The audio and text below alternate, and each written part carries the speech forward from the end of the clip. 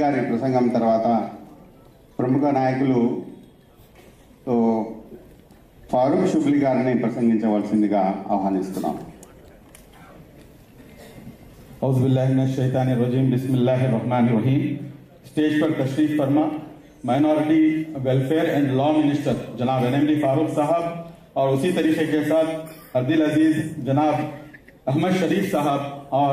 मुश्ताक अहमद साहब और दीगर हमारे जितने भी MLAs हैं, गुंटूर ईस्ट MLA जनाब नसीर साहब और मेरे बड़े भाई जनाब शाहजहां बादशाह साहब और भी तेलुगु देशम पार्टी के जितने भी कायदीन हैं और यहाँ पर तशरीफ फरमा, आप सबकी खिदमत में सलाम अर्ज करता हूँ. अस्सलामु अलैकुम व रहमतुल्लाहि व बरकातुहू. आज जिस तरीके के साथ सूबे आंध्र प्रदेश के अंदर मैं समझता हूँ कि हिस्ट्री में पहली मर्तबा एक तो एजुकेशन डे भी है और माइनॉरिटी डे भी है, और यहाँ पर जो है माइनॉरिटी डे को जो है मनाया जा रहा है और दूसरी तरफ जो है एजुकेशन डे नारा लोकेश साहब की क़यादत में एजुकेशन डे भी मनाया जा रहा है. इस चीज के लिए जो है हमें दिल की गहराइयों से जनाब दारा चंद्रबाबू नायडू साहब जो कि इस स्टेट के CM साहब हैं, हम आपकी दिल की गहराइयों से और जनाब NMD फारूक साहब को भी जो है दिल की गहराइयों से मुबारकबाद पेश करते हुए आपका शुक्रिया अदा करते हैं. मैं यहाँ पर जो है क्योंकि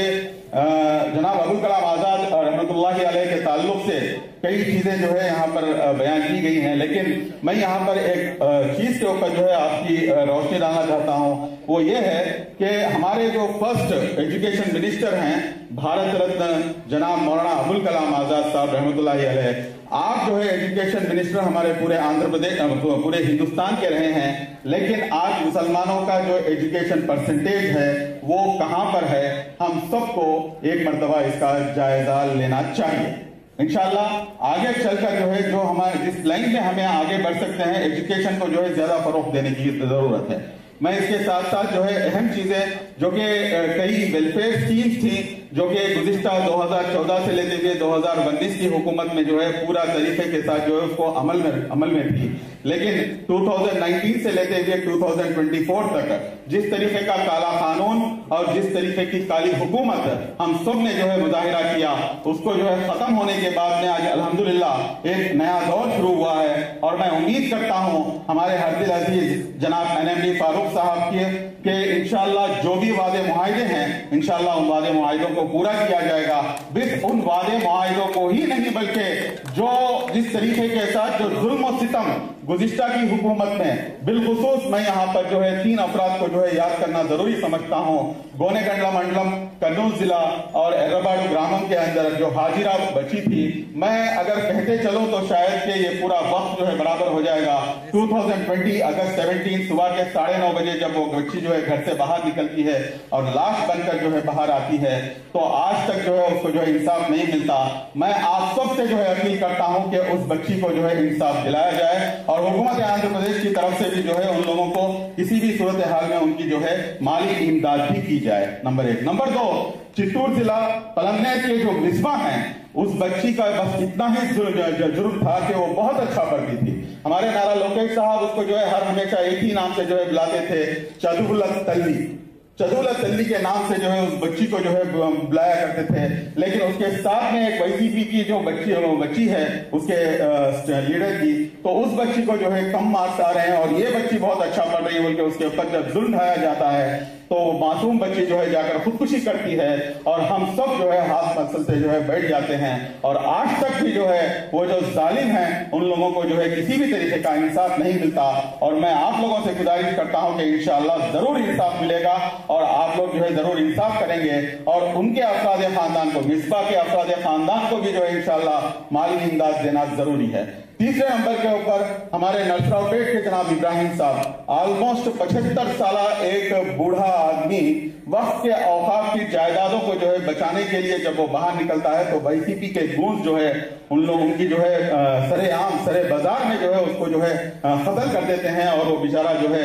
मौत के घाट उतार दिया जाता है. तेलुगु देशम पार्टी के जो है वो एक बहुत सरगर्म कारकुन थे. मैं आपसे दरख्वास्त करता हूं कि नरसरावपेट के जो इब्राहिम साहब हैं उनको भी जो है किसी भी सूरत हाल में एक माली इमदाद और उनके जो कातिलान हैं جو قاتل ہیں ان کو بھی جو ہے کسی بھی صورتحال میں ان کو جو ہے کڑی سی کڑی سزا دی جائے. اور اس کے ساتھ ساتھ میں جو ہے میں آگے بڑھتے ہوئے اور کئی ایسی چیزیں ہیں جو کہ کئی وعدے معاہدے ہیں, اور بالخصوص گزشتہ کی حکومت نے جو ہے 3 مہینے کیا بولتے امام اور مؤذنین کی جو تنخواہیں تھی وہ پینڈنگ تھی, لیکن آج حکومت آنے کے بعد میں تقریباً 4 مہینے ہو رہے ہیں. میں امید کرتا ہوں انشاءاللہ تعالی کہ آپ حضرات, کیونکہ ہم سمجھ سکتے ہیں اتنے اسٹرانگ ایشوز رہنے کے باوجود بھی, فائنینشیل کرنچز رہنے کے باوجود بھی الحمدللہ ایک کے بعد ایک جو سپر 6 جس طریقے کے ساتھ چندر بابو نائیڈو صاحب عمل کر رہے ہیں, ہم اس کے لیے جو ہے دل کی گہرائیوں سے جو ہے آپ کو شکریہ ادا کرتے ہیں. اور اسی کے ساتھ ساتھ ان چیزوں کے اوپر بھی جو ہے آپ براہ کرم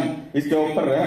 کیا بولتے نظر ثانی کریں, اور جو بہت ہی غربا ہیں, بہت ہی غریب ہیں, ان کو جو امداد دینا ہے وہ امداد بھی جو ہے جلد از جلد دے دی جائے. اور اس کے ساتھ میں 1-2 آخری چیزیں ہیں, میں زیادہ وقت نہیں لوں گا لیکن انشاءاللہ 1 منٹ میں اپنی بات کو ختم کرتا ہوں. جو لینگویج ٹیچرز ہے اس کو جو ہے سینٹرل گورنمنٹ کی طرف سے جو ہے کمپلیٹ فنڈنگ کیا جاتا ہے. الحمدللہ ہمارے حفظ العزیز جناب NMD فاروق صاحب نے جو ہے مائنورٹی